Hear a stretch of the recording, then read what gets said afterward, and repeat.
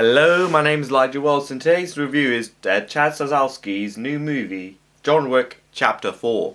Taking place shortly after the third film, John Wick, who's portrayed by Keanu Reeves of course, is of course out for blood, and this time he's killed an elder of the High Table. So what else he does, he challenges the space of Marquis, who is portrayed by Bill Skarsgård, after he stripped the powers of Winston, played by Ian McShane. And of course, just demolished essentially the Continental Hotel. So, John Wick essentially challenges Marcus to a duel fight, and of course, stay outrun until he's pretty much out of options and goes to Paris and tries to destroy him.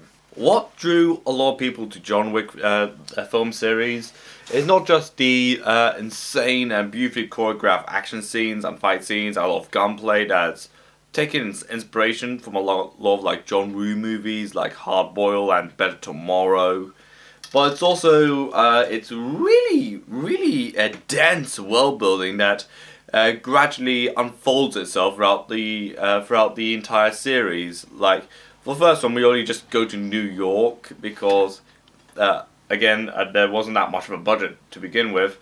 Then a second film, he goes to Italy. Then the third film, which definitely there is more, he goes to Morocco, then back to New York. Again, some truly incredible stuff. And this time he goes to way more places than just two places. Like he goes to Paris, he goes to Berlin, and he goes to Osaka, Japan, which again, it does seem to demonstrate why people are really drawn to this world, particularly with the crime syndicates, mafias and assassins, and the Continental and the High Table, and how really broad this concept is, and how it literally explains it to you without coming off as really expositionist or anything like that. Like, even though I become admittedly very curious about the John Wick movies, even though the more installments that came out of it, like I think when it initially came out, I kind of ignored it. I think it was just a typically dumb action movie, but the more installments that came out, like number 2 and number 3, I felt like, okay, this must be really good. And I did see it recently, and it was amazing. Like, even though I did see the 3 films like almost back to back, but still, the action scenes are incredible. The world building is amazing. The acting of Keanu Reeves is brilliant, and also the side characters of Winston, played by Ian McShane, is a great mentor, and also Lance Reddick, who unfortunately passed away recently, who plays a concierge of a Continental Hotel. He is a super likable person, and of course, it used to start, of course, like him and a dog, and his kid and his car. Now it's pretty much evolved into something like a lot bigger, a lot more grandiose. What stuck out to me throughout the series, and particularly in this film, which is greatly emphasized a lot more, is its cinematography and its mise-en-scène.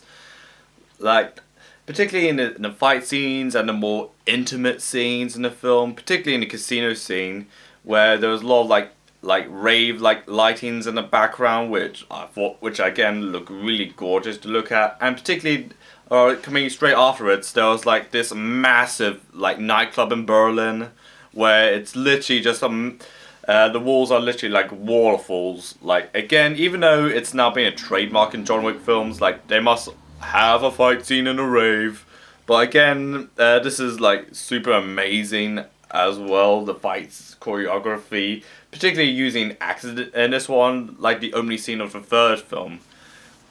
And of course, the music in the movie, even though it has been largely rock oriented for far as I remember about the John Wick films, but particularly in the stairwell scene in Paris in this movie, that they actually used the song Genesis from Justice, from the Cross album, which is one of the best EDM songs out there, and so much so I actually have the album in my room. So even though I am in my room, but who can you judge?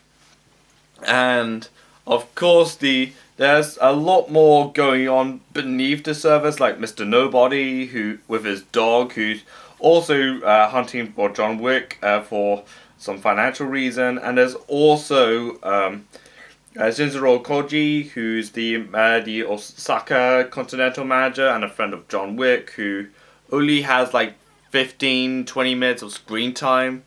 And also there's Akira, who's portrayed by pop singer Rina Samiyama, who is known for her albums like Samiyama and Hold the Girl, which have been relatively big in the underground and indie UK pop scene, as well as globally in the grand scheme of things.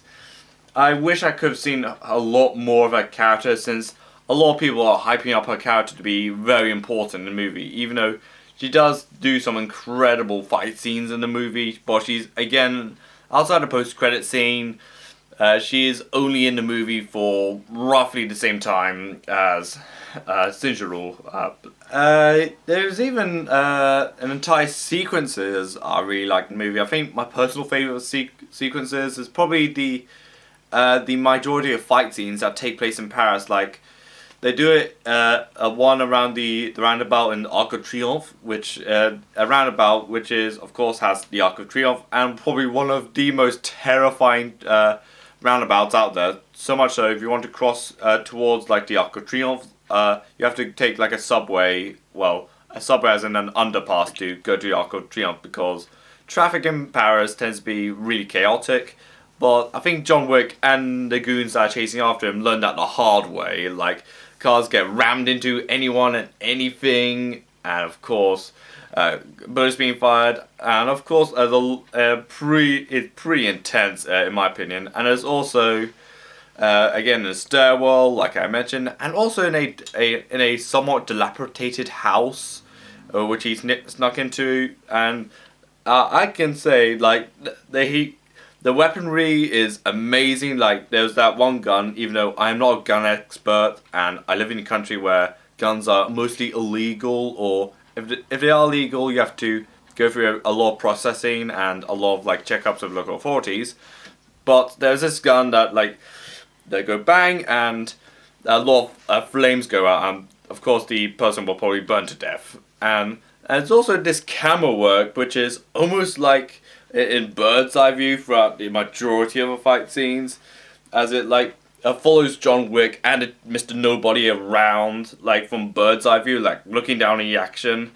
Like, yeah, it is just incredibly impressive, like how it was basically how the camera work improved and evolved over the time, and with a bigger thought in mind and a bigger budget, which John Wick and the director have really emphasized and really put a lot of thought into. And of course, there's the main antagonist being Macris, who is portrayed by Bill Skarsgård, who is written as a bit of a, in comparison of the villains of the previous three films, he's written more of a loose cannon, like, so much so that Mr. Nobody got turned off by him after doing enough, which is stabbing his hand and like scraping it off to the point there's like a massive crevice like forming in his hand, and also like constantly changing his mind about the offers to the point like Marquise, that's how it's pronounced in the movie, got really annoyed by Mr. Nobody's like backhanded like, hey,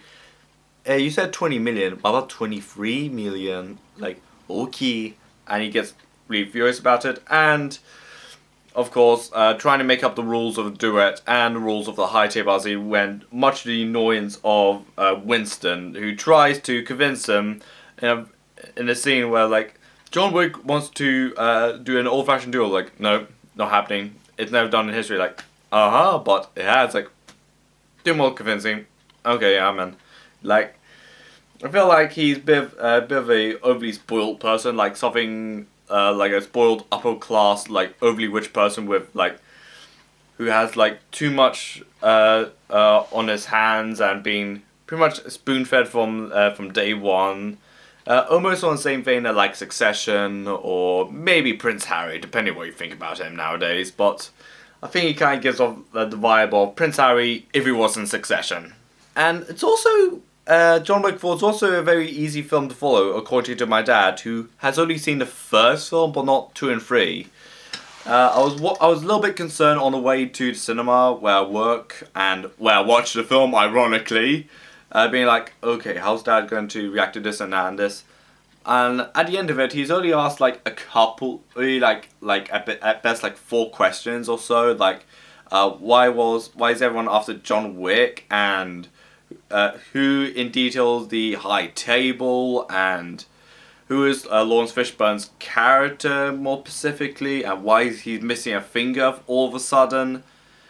Again, I think it was just some basic things that didn't really. There was a couple of things that should have gone into more detail in like 2 and 3. Of course, like his family, who of Orthodox roots and of Russian background, which is something that my dad, even though he hasn't seen 2 or 3 but seen the first film, he seems to be taken really interested by that specific aspect, that he is of Orthodox background or Russian Orthodox. In my opinion, John Wick Chapter 4, I think this is the best out of the entire series of 4 films that I've made so far. We have Ballerina coming out next year. And to be honest, the camera work is amazing, the fight choreography is beautiful, the performance of Keanu Reeves is at top gear, the music work is gorgeous and really is awe-inspiring as well, and the ending that, even though it is bittersweet, it does feel like it kind of wrapped up John Wick's story and his entire character arc in the most suitable way, in my opinion. A way that's, I think it's more fitting to his character. Of course, and seeing how the entire series like completely evolved over time from a humble like mid-budget series that costed like $20 million to, I mean, that probably had a budget of like $20 million to something now that's has like a budget of $90 million, and of course being like bigger as it is now, and seeing the small steps it took to where it is now. So I am feeling an 8.5 out of 10 for this one. So what do you think of John Wick Chapter 4? Comment down below, like this video, and subscribe, and of course follow me on Twitter and Instagram. This is Elijah Wells, and bye.